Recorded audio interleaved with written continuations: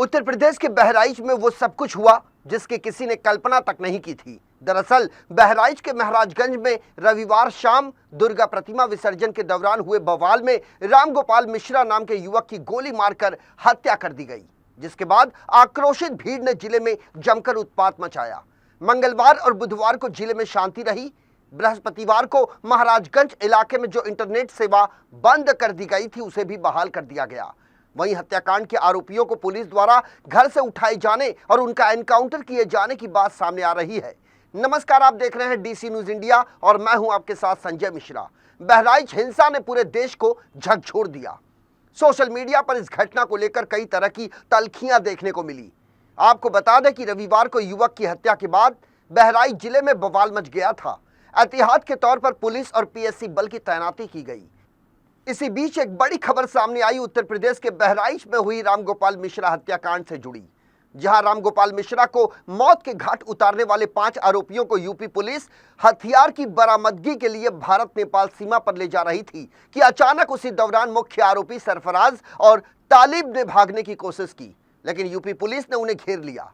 कथित आरोपियों ने सरेंडर करने की बजाय पुलिस पर ही गोली चला दी, जिसके बाद जवाबी फायरिंग में पुलिस ने उन्हें बुरी तरह से घायल कर दिया। बताया जा रहा है कि दोनों आरोपियों के पैरों में गोली लगी है, जिसमें सरफराज की हालत नाजुक है, जबकि तालिब की स्थिति खतरे से बाहर बताई जा रही है। जो जानकारी डीसी न्यूज इंडिया के पास आई है उसके मुताबिक पुलिस ने नानपारा बाईपास पर हांडा बसेहरी नहर के पास आरोपियों की घेराबंदी की थी, जहां पुलिस और आरोपियों के बीच फायरिंग हुई। जवाबी कार्रवाई में पुलिस की बंदूक से निकली गोली सरफराज और तालिब के पैरों में लगी। उत्तर प्रदेश के डीजीपी प्रशांत कुमार के अनुसार एक आरोपी के दाएं तो दूसरे आरोपी के बाएं पैर में गोली लगी है। सीएससी में प्राथमिक उपचार के बाद दोनों आरोपियों को बहराइच भेज दिया गया। फिलहाल मोहम्मद सरफराज और मोहम्मद तालिब दोनों ही घायल हैं, जबकि अब्दुल हमीद, फहीम और अब्दुल अफजल को यूपी पुलिस ने गिरफ्तार कर लिया है। फिलहाल कुल 5 आरोपी हैं जिन्हें गिरफ्तार किया गया है। दरअसल रविवार को बहराइच में दुर्गा पूजा विसर्जन के दौरान यह विवाद शुरू हुआ था, जिसने देखते ही देखते सांप्रदायिक हिंसा का रूप ले लिया। हिंसा के दौरान गोली लगने से 22 वर्षीय युवक रामगोपाल मिश्रा की मौत हो गई थी। आपको बता दें कि इस घटना के बाद उत्तर प्रदेश के मुख्यमंत्री योगी आदित्यनाथ ने पीड़ित परिवार से मुलाकात की थी और सख्त कार्रवाई करने का आश्वासन भी दिया था। पुलिस ने आधिकारिक जानकारी साझा करते हुए बताया कि बहराइच में 13 अक्टूबर को महाराजगंज में रामगोपाल मिश्रा नाम के युवक की गोली मारकर हत्या करने के केस में आज बहराइच पुलिस द्वारा 5 लोगों को गिरफ्तार किया गया है, जिनके नाम है मोहम्मद फहीम, मोहम्मद तालीम उर्फ सबलू, मोहम्मद सरफराज, अब्दुल हमीद, मोहम्मद अफजल। इसी बीच जमीयत उलमा-ए हिंद के अध्यक्ष मौलाना अरशद मदनी का बयान सामने आया है, जिसमें उन्होंने एक तरफा कार्रवाई का आरोप लगाया है।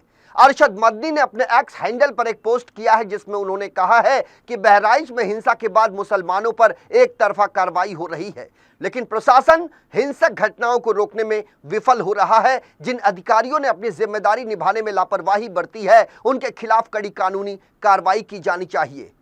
वहीं बहराइच दंगे के आरोपियों की पुलिस मुठभेड़ के बाद घायल हुए सरफराज की बहन रुखसार ने आरोप लगाया है कि उनके पिता, भाई सरफराज, फहीम और एक अन्य युवक को यूपी एसटीएफ ने एक दिन पहले ही हिरासत में ले लिया था। रुखसार ने वीडियो जारी करते हुए भाई के साथ साथ अपने शौहर का एनकाउंटर किए जाने का डर जाहिर किया।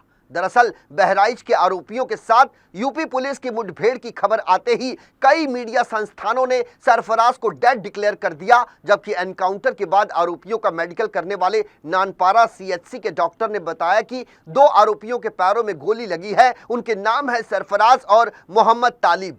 एक के दाएं पैर में तो दूसरे के बाएं पैर में गोली लगी है। गोली अंदर ही है, चूंकि एग्जिट पॉइंट नहीं दिख रहा। करीब 2:35 पर उन्हें दोपहर के समय यहां लाया गया।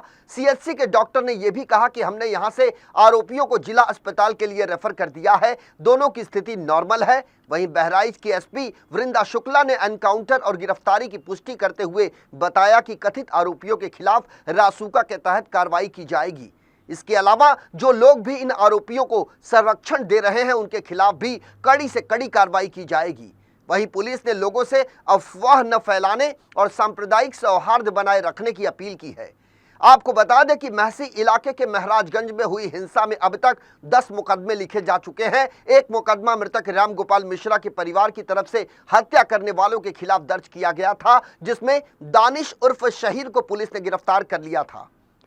दूसरा मुकदमा पुलिस द्वारा 6 अलग अलग मामले जिसमें इलाके में आगजनी, बवाल और दंगा करने वालों के खिलाफ दर्ज किए गए हैं, जिसमें 54 लोगों को जेल भेजा जा चुका है।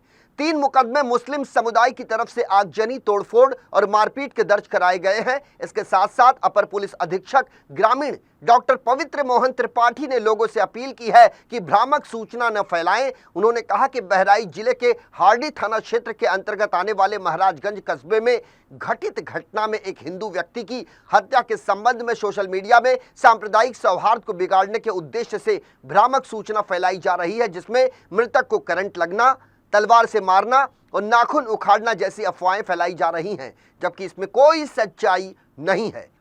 पोस्टमार्टम में यह साफ हो चुका है कि गोली लगने से रामगोपाल मिश्रा की मृत्यु हुई है और इस घटना में एक व्यक्ति के अतिरिक्त अन्य किसी भी व्यक्ति की मृत्यु नहीं हुई है। अतः सभी से अनुरोध है कि सांप्रदायिक सौहार्द को बनाए रखने के लिए अफवाहों पर ध्यान न दें और भ्रामक सूचनाओं को प्रसारित न करें।